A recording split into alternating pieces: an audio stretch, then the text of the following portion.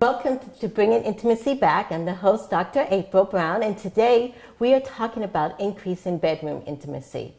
And our guest today is Dr. Maggie Bonnet, and she is a clinical sexologist, and she's here today to help us learn more about how to increase bedroom intimacy. Welcome. Thank you. Thank you for having me. Yes. Can you, as I was talking to them and telling them about all your background, can you explain your journey and how you got here? Well, I can give you both the intellectual and the personal journey. I will start with the personal journey. Yes. Basically, I grew up in a very sheltered home, per se, where we didn't talk about sex. So my sexual discovery was totally on my own. Okay. Whatever I learned was by watching others, stumbling onto things I shouldn't, and just developing my own curiosity. I've always been curious about sex, and I have absolutely no real idea why. Okay. Probably because I was sheltered. So I started watching Dr. Ruth Westheimer. Yes. Fell in love with her. Right, definitely. Wanted to be so much like her. And I always thought maybe one day I'll be her. But I'll tell you, my real journey started when my third grader at the time, one of my daughters was in the third grade. And I don't know where she got the information, but she came home one evening and she said, "Mommy, is it true that a man's penis can be 12 inches long when erected?" In third grade? Wow. In the third grade. Yes. So they talk about these things on the bus, and it probably was somewhere in a course somewhere. I'm not quite sure. I didn't ask. Okay. All I remember is that my back went to the wall and I was stunned. I had no answer for her because I've never talked about sex. Right, and so it's for never a taught to child you, to come yes. and ask me, that really shocked me. But what it did you really, do? I left the house. Okay. I actually was with my sister-in-law and I said, I'll be back. I'm going to the corner store. And I did. I spoke to my sister-in-law. Thereafter, I purchased the book. I educated myself on how to talk to children about sex, age-appropriate talk about sex and sexuality. And that was the beginning of my journey. So I educated myself and I made a decision that I was going to make sure that my children could come to me and they can feel open about talking about sex and not get their information in the streets. Because that's something we don't want, because they're going to be misinformed. And I also wanted to make sure I was providing a forum where people can feel comfortable and free to talk about sex openly and not feel shamed. Right. So that's really one of my goals in terms of going into sexuality and sexual health. I became a nurse first, which was necessary for me at the time because that was going to put food on my table. Totally loved nursing. Beyond that, I felt like I wanted to know more. I want to know what makes people function, not just physiologically, but what makes people, in the mental aspect. So I went back to school and got a master's in counseling from Argosy. And soon after graduation, I was itching for more. I knew I wanted to become a sexologist. I couldn't figure out where to go. I didn't want to become a sex therapist. I didn't want a certificate. I looked at various programs. Most of the programs that were available were in California, and they were giving you an advanced degree or a doctorate in human sexuality. Okay. I didn't want that. And I'll tell you, I have no idea how this happened, but I stumbled upon the American Academy of Clinical Sexology in Orlando, Florida. Yes. And I was like, this is totally my calling because this just came out of the blues. Good. And I spoke to the founder, Dr. Granzig, and I put in my application, and the following year, I started my doctorate program there. That was a journey. It took quite some time because doing the dissertation, it was rather challenging, but yeah.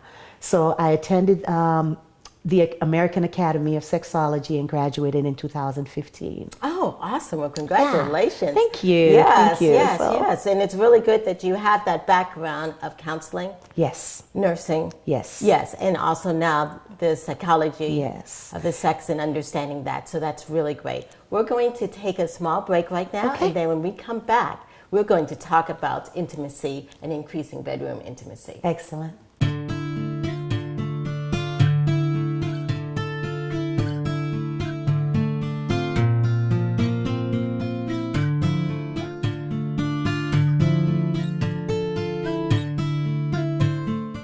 Feeling disconnected or alone? Trouble communicating or feeling understood? And do you want meaningful and purposeful relationships? And the desire to strengthen the bond in your relationships?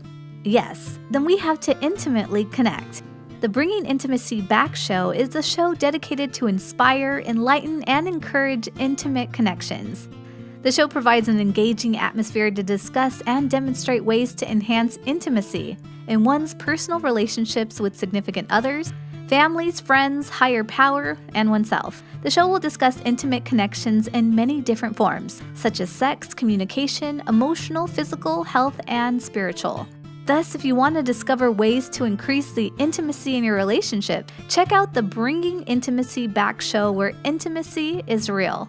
For more information about the Bringing Intimacy Back show, go to www.bringingintimacyback.com. Welcome back to the Bringing Intimacy Back show, where intimacy is real.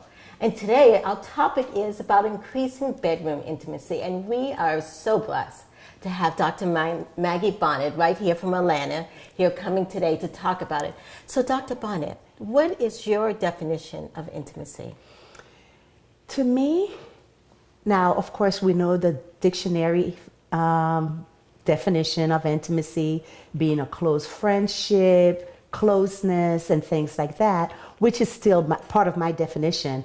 But I would like to take it a step further, because to me, intimacy means having a safe, loving closeness with someone. And I definitely wanted to put the fact that it needs to me, it has to be safe, because you can sometimes feel like you're close to somebody, but there's a lack of sense of safety. Yes. So all of those components to me are quite important. It's not just being close, but it's also feeling that you're loved and feeling that you're safe in a relationship. Okay, yeah, definitely, because I think with the safetiness and the closeness, that increases trust. Absolutely. And without trust, you really don't have a stable relationship, No, in my opinion. In my opinion, and I dare say many would agree. Yes. So I know you've probably dealt with individuals and couples who are wanting to increase their intimacy. Yes, definitely. What advice can you give them on that? Well, before you think about increasing intimacy in the bedroom, you want to start thinking about increasing intimacy outside of the bedroom. Of course. And with all of that, communication is the key for me. Communication is the key within the bedroom setting, where there may be a potential sexual component to intimacy, or outside of the bedroom, where we're looking at emotional, intellectual, or psychological intimacy. You need to have effective communication. So that is where I believe a couple should start. And when I talk about starting outside of the bedroom, you don't just go in and feel like, oh, honey, we got to be able to get intimate. And what exactly is intimacy? Because it's not always sexual. Right. So before you can even go there, you want to be able to have already had a day where you are connecting. You're connecting with one another at various levels. For example, you come home and someone said, honey, how was your day? How are you doing? Right. Make you feel like you were missed. Make you feel like you're valued. Make you feel relevant. Another thing is being present with one another throughout the day. Right. Present in the moment for sure, but present throughout the day. You're not just going to not communicate throughout the day. You're like two ships passing each other by throughout the day, and then you get into the bedroom and expect to be intimate, whether it be sexually active with one another or just connecting with one another. And for some couples, that's so hard to do because they have the kids and the work. And so what do you suggest when, having that connection throughout the day? Very good question. We now, with technology, have various ways that we can connect. That's true. And it is so true, because in actuality, I have a couple that just came, this situation just came up. What do? We have all the children there. Right. Our hours are so different because they have young ones. We don't see each other much during the day. They do make sure, one of the things I know that they make sure of is that they have date nights. Okay. They purposely schedule time to be with one another, and when they are, can you say they that are present Can you say with that one again? another. They schedule time. They schedule some people time are like, to oh my be with gosh, one another. scheduling time, that's like not, it's supposed to be. We all know with this couple, Thursdays and Wednesday nights are their nights. You don't enter, particularly Thursday nights. Right, because we schedule everything else. So we need to schedule daytime. Throughout the day, frequent calls, texting. Right. Again, just as long as you're staying connected with one another. You can acknowledge each other, you're praising each other. It doesn't even have to be a physical presence. In your way in and out of when you see one another, her nails were done. Oh, honey, I like the colors that you put on your nails. Oh, I like the way you cut your hair, or the way that, you're so well groomed today. Even if you didn't have a chance to say it personally, make a phone call, send a text, send a smiley face, do something to say, I'm thinking about you, I'm staying connected with you, and that you're still relevant to me. Okay. Does that answer Yeah, it? that answers the question. So, yes. I mean, yes, you are absolutely right. With today's day and age and our busy schedules, it's really hard sometimes to stay connected and being present. Yes. But you can still manage to do that. You Right. can't allow the time difference and the children to get in the way of that. Right. And in the sense of communicating, would you encourage couples to talk about their different likes, dislikes, fantasies? Absolutely. In terms of communicating, your differences are actually an asset. Okay. You want to be able to appreciate each other's differences, and that also comes with respecting each other's differences. Absolutely. You need to respect each other's difference. In a relationship, for the most part, the encouragement is to come into a relationship completely whole. Of course. So yes. you are not coming in expecting somebody to make you better. Right. You are already excellent on your own, and what you're bringing to the table is enhancing the other person, not completing. You know how they said, you complete me? Right. That's not how it really works. Not Admittedly. really. Yes. I mean, it's a nice statement, but not really. Right. I really feel like you must be complete and whole. Right. In order for you to be able to give to someone else and enhance their lives, and vice versa. So you're not coming in to change somebody. You're not coming in. Now you have boundaries, and you have things that you may not like. You have core values that may not correlate with the other person's, and you need to talk about that. But once you've been able to determine that you share some similar values and you do have those differences, you want to be able to build upon those, and you want to be able to respect the differences and still bring the union together and make it work. Right. Definitely. Yeah. Yeah. Yeah. What also about role playing? Role playing. Yes. I think that is definitely one of the things that would bring intimacy back into the bedroom. Okay. I really believe in Yes, role play. yes. And I think it's really fun. And surprisingly enough, whether it be young people or older people, they don't really think about role playing. And when we talk about role playing, it can be something as simple as a little outfit that you bring into the bedroom, a different wig that you wear for the woman for that. And I do tell a lot of my clients, particularly when they first get married, keep a few wigs around. Keep a few little outfits. That's a great idea. You want to have a different look. You want to have something different that you bring to the table. So today you may be a brunette. Tomorrow you have, blonde hair or whatever. Yes. You wear fun little outfits. Yes. You can also role play outside of the bedroom. One of the examples that I've given before is that I'm married, or whether it be a partner or husband, to spice things up and make things different. Think about meeting somewhere else, away from home, when you have the time, even if you have the children, get a babysitter. Go someplace away from home, rent a hotel room, and go down in the lobby. Yes. And pretend you don't know one another. Definitely. And you walk up to him and he picks you up, use his pickup kind of lines and pretend he doesn't know you, surprise the bartender. So because now you're dressed up and you meet this man, supposedly you don't know him, and he gives you these pickup lines, he buys you a drink or something, and you agree to go back up to his room. Oh my gosh. But so that is your husband. Yes. But it gives you this sense of a thrill, something that may be missing, especially when you've been together for a period of time. Things can get watered down. So as often as you can find something to spice it up, to make things a little different, would be really ideal. Yeah, definitely. So role play to me is really wonderful. There are so many different things you can do to role play. Like I said, it could be outside of the bedroom, it could be in the bedroom, and when the kids are not home, you can do just whatever you want. Ooh, cool. And figure out just anything that appeals to you and your partner. Yes, definitely. Thanks so much for giving us all that information. And yes, we're going to take a short break right now, and we will be right back to talk about more tools on increasing intimacy.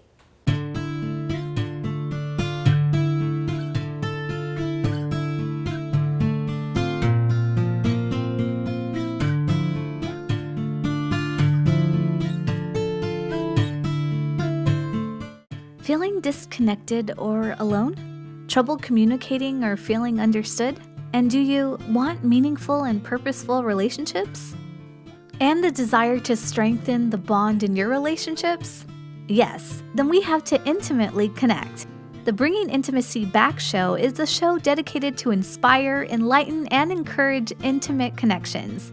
The show provides an engaging atmosphere to discuss and demonstrate ways to enhance intimacy in one's personal relationships with significant others, families, friends, higher power, and oneself. The show will discuss intimate connections in many different forms, such as sex, communication, emotional, physical, health, and spiritual.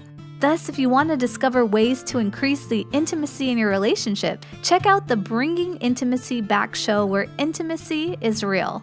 For more information about the Bringing Intimacy Back show, go to www.bringingintimacyback.com. Welcome back to Bringing Intimacy Back, where intimacy is real. Well, we've been speaking with Dr. Bonnet about increasing intimacy, and she's been telling us different ways to spice up intimacy. And we're going to further in that conversation on how to increase intimacy. And as I was thinking, as you were talking last segment about role playing, even you can do role playing even in the sense of the communication throughout the day. Absolutely. You know what I'm saying? Sending sweet little, sexy little texts. Yes. There's a lot you can do. You're right. You can actually even role play. We have FaceTime.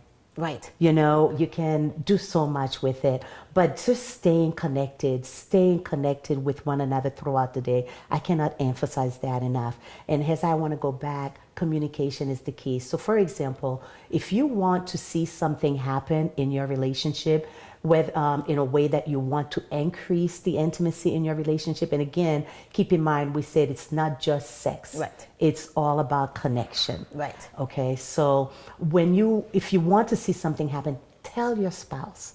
Don't be afraid to tell your partner what you want to see happen in your relationship. So whether it be something new you want to try in the bedroom, whether it be toys you want to bring into the bedroom, whether it be fantasies you want to talk about, keep the channel of communication open, totally open. Now, there are certain things that you may want to work on first, because if the relationship is not solid, then you may not have that in the relationship. That trust to just be able to express yourself. Exactly, because then you don't want to be vulnerable. You may feel a sense of shame. Just what if he thinks I'm a freak? What if she thinks I'm a freak? What if, just all the what ifs. You want to eliminate the what ifs. So you want to come to the table, and if possible, as early as possible in the relationship, those are some of the things you want to talk about early enough in the relationship. Don't wait until things are dwindling off and you're trying to pick up the pieces, and that's when you bring it up. I'm not saying you can't, but if you have the ability to do it in the forefront, it's even better, because it's going to give you that leeway for a really great relationship, in my opinion. And what I mean by that, in terms of communicating your desires, a lot of people don't take the time to do that. Sometimes they don't even know. I was going to say, thank you for that. Absolutely. You need to know yourself and know who you are, know what you want out of relationship, know your core values, communicate that to your partner, and your partner needs to do the same for you. Know who they are, come to the table knowing who they are, what they want, what their desires are, and what their core values are, and put them in alignment with yours. And even if they do not align with one another, if you respect each other and you have built that trust and you want to please one another, then you will attempt to do what is necessary to make the other one happy. You may have some boundaries, and that's something that needs to be respected, and you talk about it. Those things can change later on. So there are times where a person may introduce a particular idea to someone and they're like, I don't think so. I don't think it's something I want to do. But later on, they see it, visually see it, watch it on TV and say, that doesn't look too bad. So the communication may change. So that's why you want to have a different dialogue now. Well, this thing you mentioned, I might want to try it.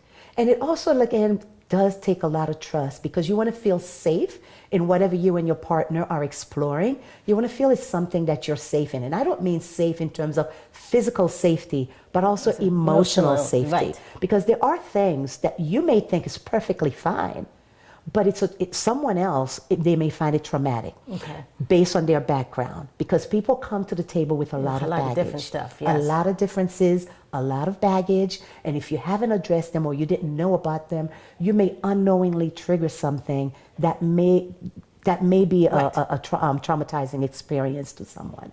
So you definitely have to keep the communication line open. But once you have that and you've established that trust, by all means, I would say totally go for it. Express yourself, express your desires, explore each other and each other's desires, and learn to, what each other like. Learn one another. Yeah, and one of the other things that you mentioned earlier that I want to go back to, intimacy is not only just about the sex. Yes. It's about the closeness, the hugging, the touching, the emotional, intellectual intimacy. Yes, connecting in a variety of different ways. So I just wanted to...